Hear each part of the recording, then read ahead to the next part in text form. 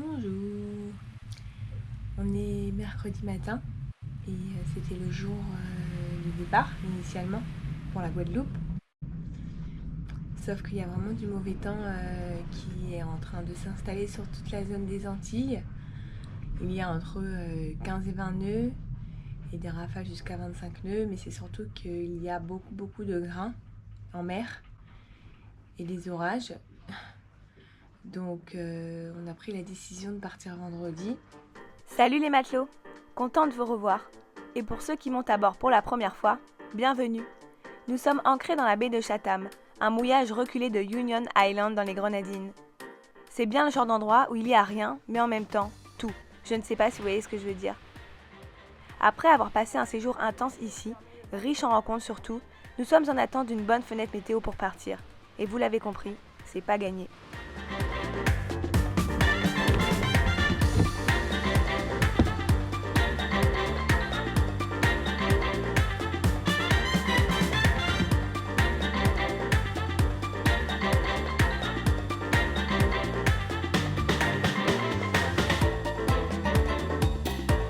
Les gars sont là, Hello. Allô Ça va? Hola. vous êtes fous? Pourquoi? Il a plu. On a bien pêché. Ah ouais? Bon. C'était joli. C'est Alfonso qui a les autres. Oh waouh! Les sarbes, Ça arrive. soleil. Pas gris. Bon soleil. Il est beau le soleil là. Ouais. Ici, encore. Barracuda. Barracuda, ouais. C'est toi? Ouais.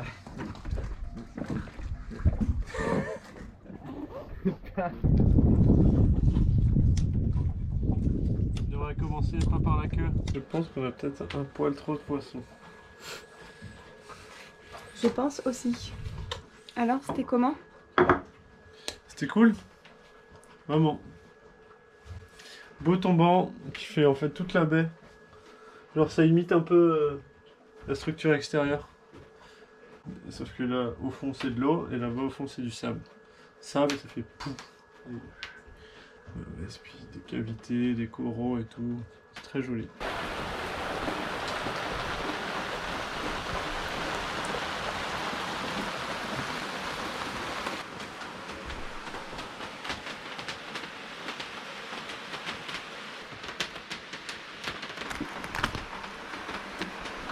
Il y a pas mal d'éclairs. On a un voisin qui a pris côté d'un éclair d'impact de foudre hier. Du coup, ça lui a explosé sa VHF, son antenne VHF. Donc là, vu qu'on rentre dans un gros grain, j'ai tout déconnecté, ce qui était électrique, et j'ai déconnecté l'antenne VHF aussi.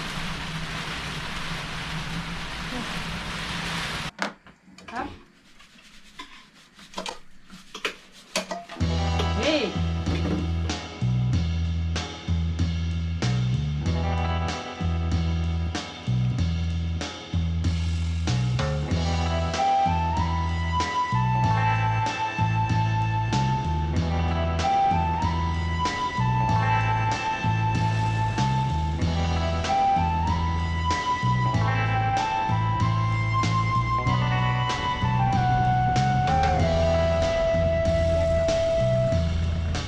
Salut vous avez bien mangé?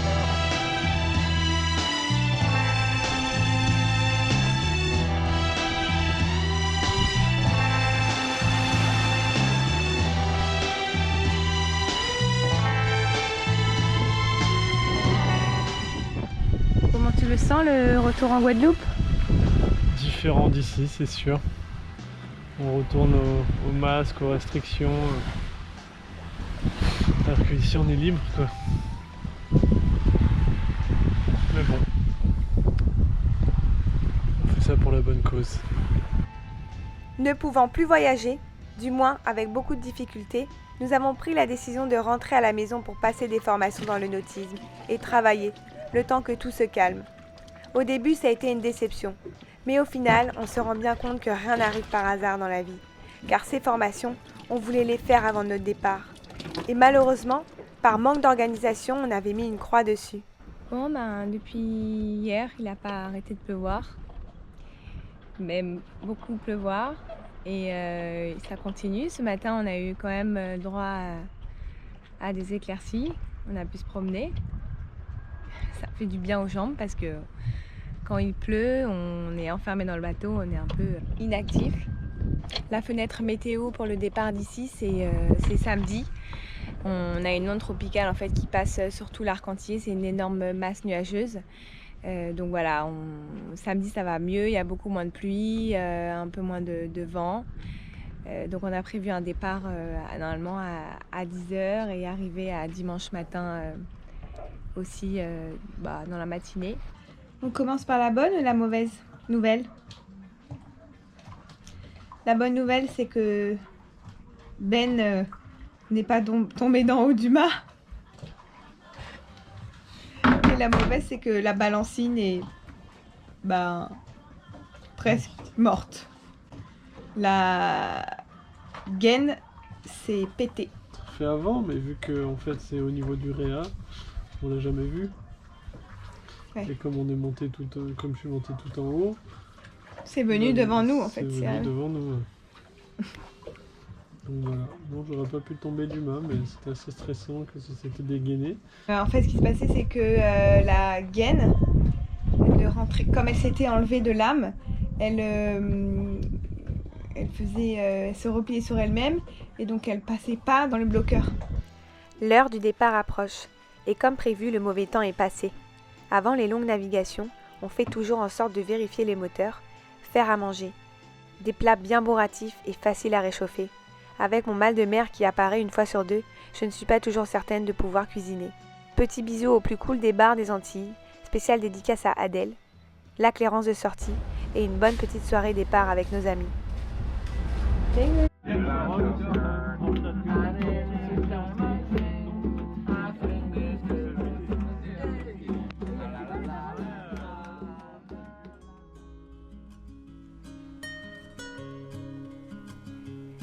C'est toujours le cœur serré qu'on lève l'ancre et hisse la grande voile. On quitte des personnes à qui on s'est profondément attaché en peu de temps. C'est fou. Dans un voyage, le cœur balance entre les rencontres et les nouvelles aventures qui nous appellent.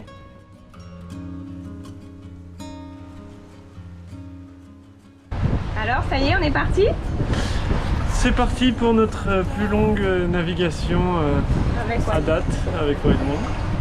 On part de Union, Chatham Bay, et on arrive en Guadeloupe, l'île du Gosier. 216 000, si on fait une moyenne de 8 nœuds, ça nous fait 24 heures. Si on fait une moyenne de 7 nœuds et demi, ça nous fait 27 ou 30 heures. On avait pris un riz parce que je pensais qu'il y avait plus de vent que ça, mais au final, 14, entre 13 et 15 nœuds, on va remonter la GV en entier. On va prendre un petit nœud et voilà.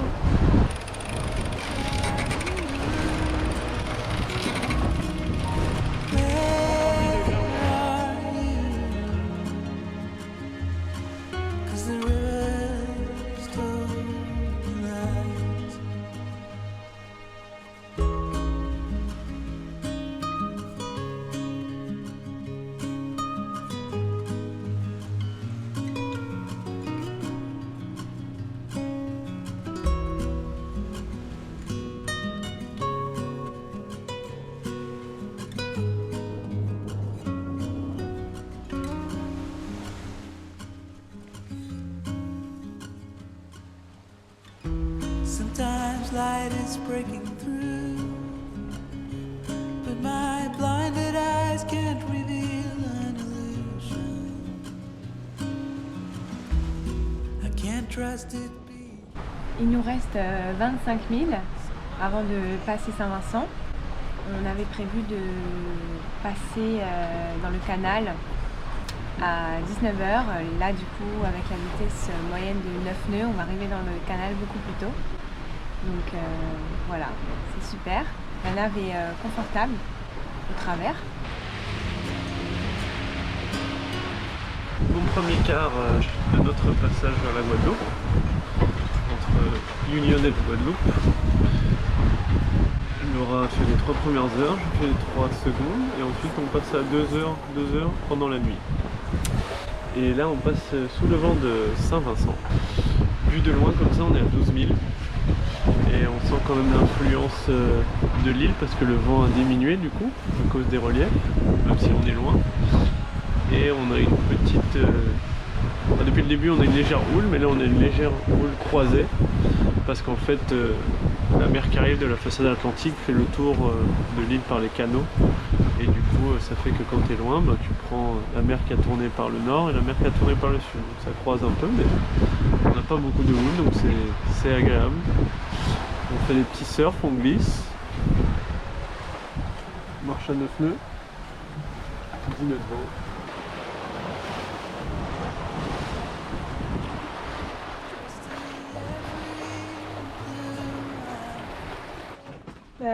Il n'y a plus du tout de vent, enfin du moins le vent vient de face. On est à l'arrêt. Que faire? On met un moteur. On est scotché de ces scotchés.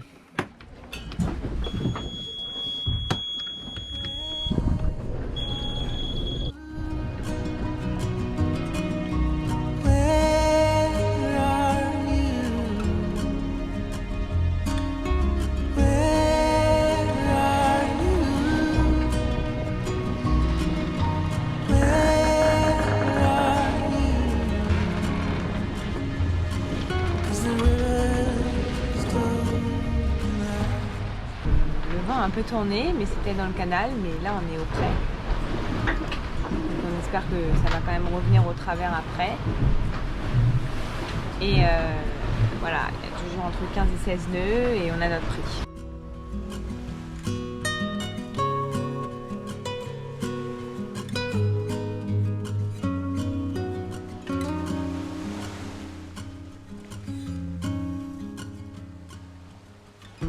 Sometimes light is breaking through, but my blinded eyes can't reveal an illusion.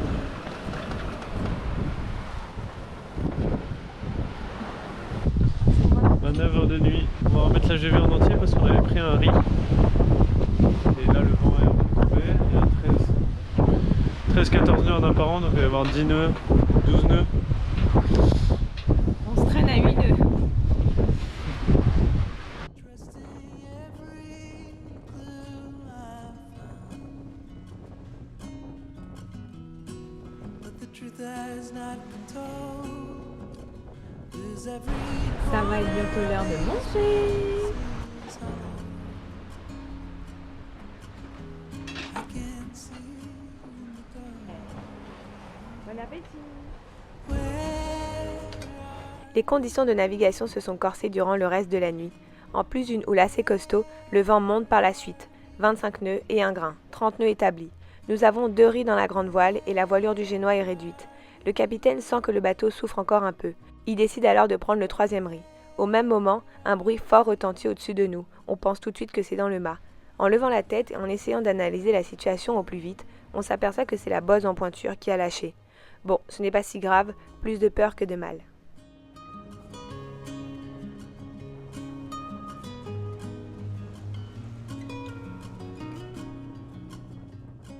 Tu te rends compte que ça va très très vite et qu'il faut avoir quand même les bons réglages, pas être surtoilé, pas être sous-toilé.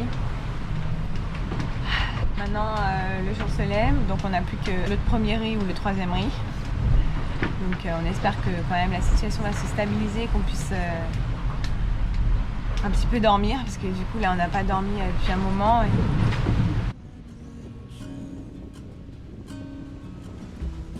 I can't trust it being real, so I keep on wondering until I feel you. En arrivant sur les côtes de la Dominique, la situation se stabilise. 12-13 nœuds de vent, nous sommes toujours au près.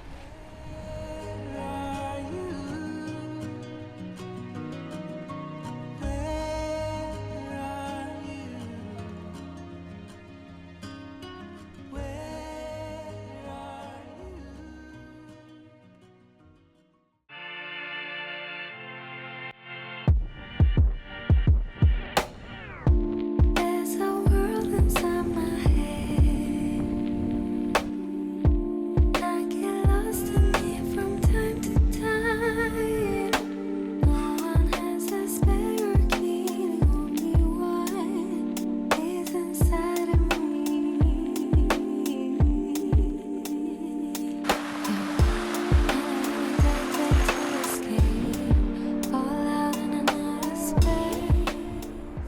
Voilà, on est en train d'arriver à l'île du Gosier. Ça va faire plus de 24 heures qu'on navigue.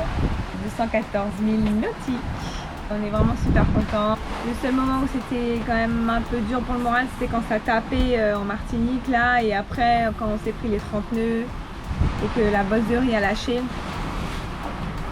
C'était moyen, mais ça représente peut-être 1% de la navigation. Ça me forme, encore une fois, à réagir sous le stress, c'est bien.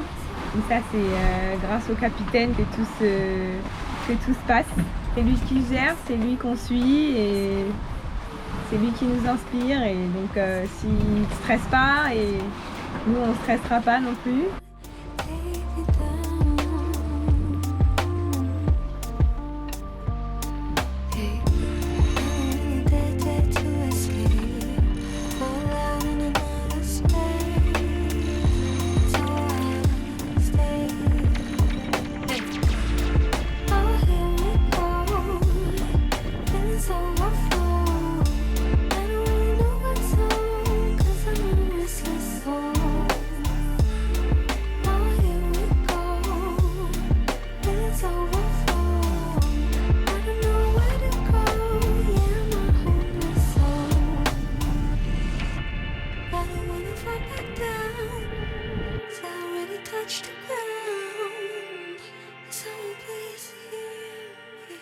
Ça y est, on est ancré à Île du Gosier.